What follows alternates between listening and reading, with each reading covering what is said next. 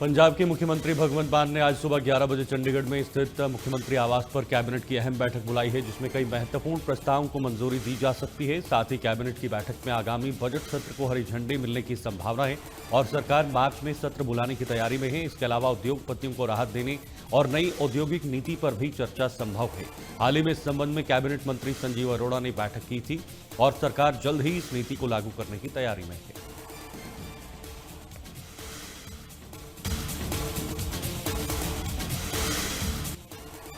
अमृतसर में संत निरंकारी मिशन की ओर से ड्रेन की सफाई मुहिम का आयोजन किया गया। इस अभियान में कैबिनेट मंत्री हरभजन सिंह ईटीओ विशेष रूप से शामिल हुए और स्वयंसेवकों के साथ सफाई कार्य में हिस्सा लिया।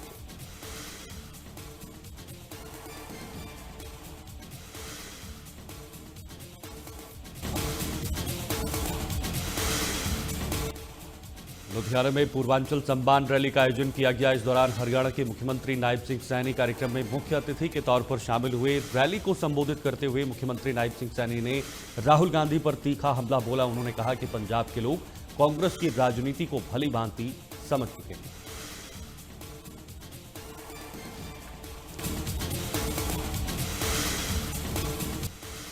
संत निरंकारी मिशन ने सदगुरु बाबा हरदेव सिंह जी के जन्मदिन के मौके पर मोगा के स्वामी वेदानंद पार्क में साफ पानी साफ मन कैंपेन का चौथा चरण शुरू किया है।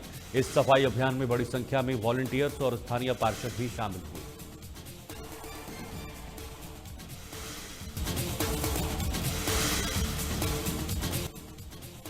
पंजाब में युद्ध नशे के विरुद्ध मुहिम के तहत लगातार नशा तस्करों के खिलाफ कार्रवाई की जा रही है। इसी बीच जालंधर रूरल पुलिस ने नशा तस्करों के खिलाफ कार्रवाई करते हुए 5 आरोपियों को गिरफ्तार किया है। पुलिस ने बताया कि 2 अलग अलग कार्रवाइयों में 265 ग्राम हेरोइन, 1 पिस्तौल, कई कारतूस, 1 बाइक और 1 कार बरामद की गई। पहली कार्रवाई में शाहकोट पुलिस ने 3 आरोपियों से 62 ग्राम हेरोइन और हथियार बरामद किए, जबकि दूसरी कार्रवाई में 2 आरोपियों से 203 ग्राम हेरोइन जब्त की गई।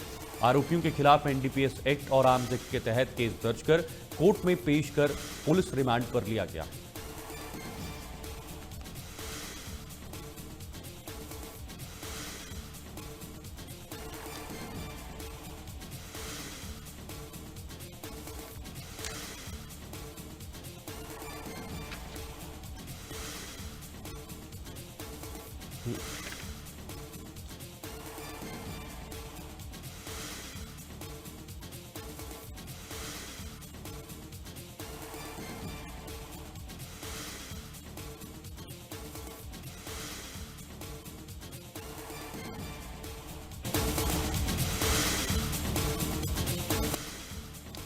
फिरोजपुर कैंट में श्री खाटू श्याम जी की भव्य शोभा यात्रा निकाली गई। हजारों की संख्या में श्रद्धालु यात्रा में शामिल हुए। यात्रा मार्ग पर जगह जगह लंगर लगाए गए और पूरे आयोजन को शानदार तरीके से संपन्न किया गया।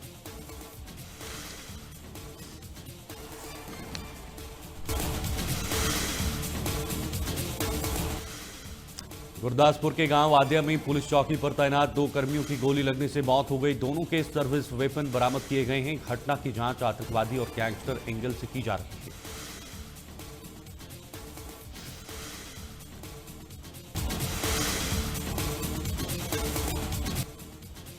हिमाचल सरकार की ओर से टोल फ्लिप बढ़ाने के फैसले के खिलाफ सीमावर्ती इलाकों में विरोध तेज हो गया है। मोहितपुर और हिमाचल बॉर्डर टोल पर स्थानीय लोगों ने प्रदर्शन किया। पूर्व विधायक सतपाल सत्ती और पंजाब बीजेपी के वाइस प्रेसिडेंट सुभाष शर्मा ने बढ़े हुए टोल दाम तुरंत वापस लेने की मांग की है।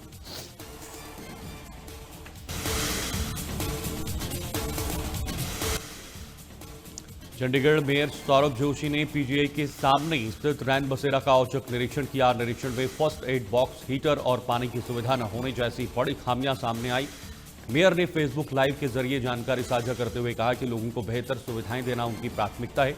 उन्होंने चेतावनी दी कि दोबारा लापरवाही होने पर सख्त कार्रवाई की जाएगी और जरूरत पड़ने पर नगर निगम खुद रैन बसेरे का संचालन करेगा।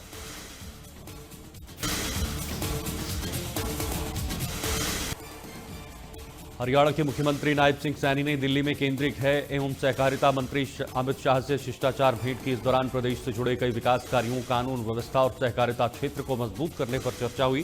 साथ ही मुख्यमंत्री ने राज्य में चल रही प्रमुख परियोजनाओं की जानकारी दी और केंद्र से सहयोग के लिए आभार व्यक्त किया है। इस मौके पर दोनों नेताओं ने केंद्र और राज्य के बेहतर समन्वय पर भी जोर दिया है।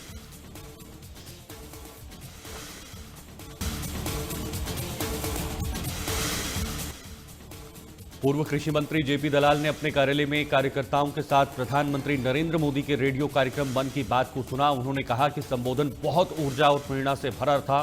विकसित भारत 2047 के लक्ष्य पर विश्वास जताते हुए कहा कि देश युवा शक्ति की मदद से मजबूत और आत्मनिर्भर बन रहा है।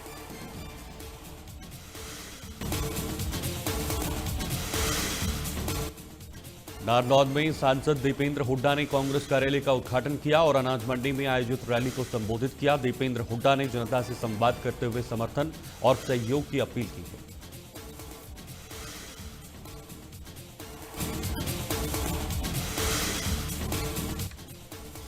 पंचकुला में स्वच्छ भारत ग्रामीण मिशन योजना में 9 करोड़ 73 लाख रुपए की धोखाधड़ी के मामले में पुलिस ने चार्जशीट कोर्ट में पेश की है। मामला आईएएस अधिकारी और अतिरिक्त उपायुक्त निशा यादव की शिकायत पर दर्ज किया गया था। जांच में खुलासा हुआ कि फर्जी फॉर्म बनाकर सरकारी रकम परिजनों के खातों में ट्रांसफर की गई और अब तक 4 आरोपी गिरफ्तार हो चुके हैं।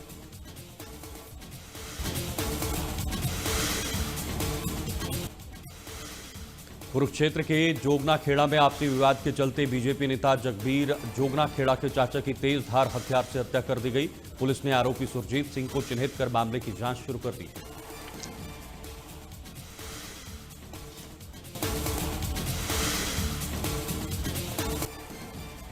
सिरसा के रानिया में एनसीबी ने कार्रवाई करते हुए एक युवक को करीब 38 ग्राम हेरोइन के साथ गिरफ्तार किया है। पुलिस ने आरोपी को कोर्ट में पेश कर एनडीपीएस एक्ट के तहत मामला दर्ज किया है।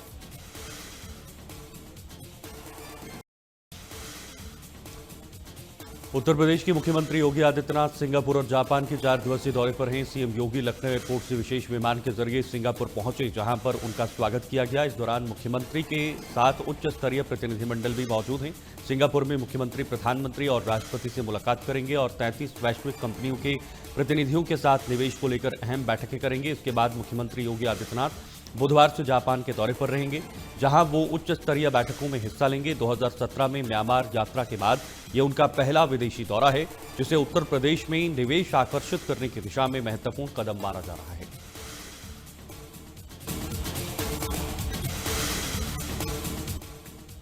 एटा पुलिस ने 24 घंटे के अंदर दिनेश हत्याकांड का खुलासा किया। पुलिस ने उज्जैन निवासी एक आरोपी को गिरफ्तार किया है, जिसके कब्जे से हत्या में इस्तेमाल हथियार भी बरामद किए हैं।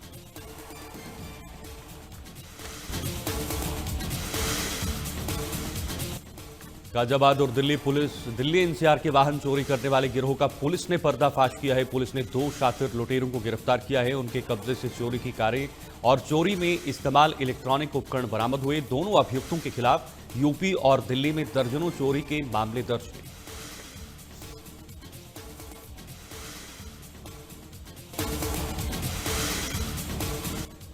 दिल्ली की मुख्यमंत्री रेखा गुप्ता के नेतृत्व वाली दिल्ली सरकार मार्च के तीसरे सप्ताह में वित्त वर्ष 2026 और 27 का वार्षिक बजट पेश कर सकती हैं। बजट तैयारियों को लेकर मुख्यमंत्री रेखा गुप्ता आज वित्त और योजना विभाग के वरिष्ठ अधिकारियों के साथ अहम बैठकें शुरू कर सकती हैं।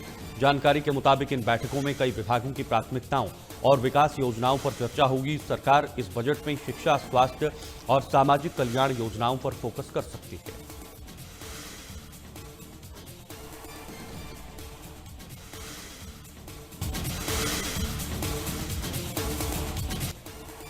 राजधानी दिल्ली में केंद्रीय मंत्री मनोहर लाल ने नमो भारत ट्रेन को हरी झंडी दिखाकर रवाना किया और परियोजना से जुड़े श्रमिकों से मुलाकात की। इस अवसर पर बीजेपी नेता हर्ष मल्होत्रा और दिल्ली के उपराज्यपाल विनय कुमार सक्सेना भी मौजूद रहे।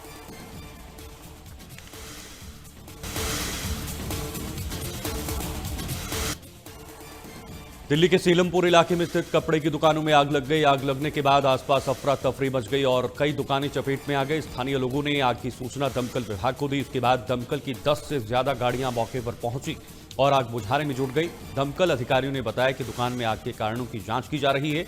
हादसे में दुकानों को भारी नुकसान पहुंचा है। फिलहाल स्थिति नियंत्रण में है।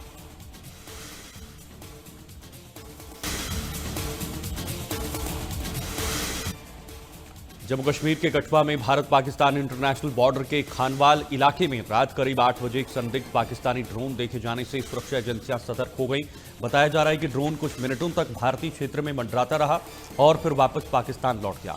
घटना के बाद सेना और अन्य सुरक्षा बलों ने पूरे इलाके में सर्च ऑपरेशन शुरू कर दिया है। आशंका जताई जा रही है कि ड्रोन के जरिए हथियार, नशीले पदार्थ और विस्फोटक सामग्री गिराने की कोशिश हो सकती है।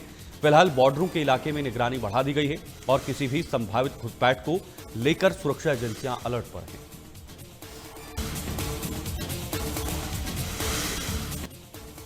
हिमाचल प्रदेश के मंडी में छोटी काशी के भव्य देव समागम का समापन अंतिम शाही जलेब के साथ हुआ।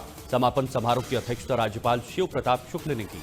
जलेब राज माधव राय मंदिर से पड्डल मैदान तक गया, जिसमें बड़ी संख्या में श्रद्धालु शामिल हुए। राज्यपाल ने पूजा अर्चना की और मंडी के लोगों को उनकी संस्कृति और परंपरा बनाए रखने के लिए बधाई दी।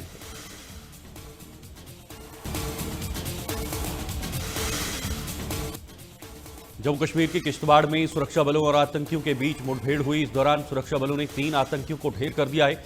अधिकारियों के मुताबिक पाकिस्तान के आतंकी संगठन जैश-ए-मोहम्मद के आतंकियों के यहां पर छिपे होने की सूचना मिली थी।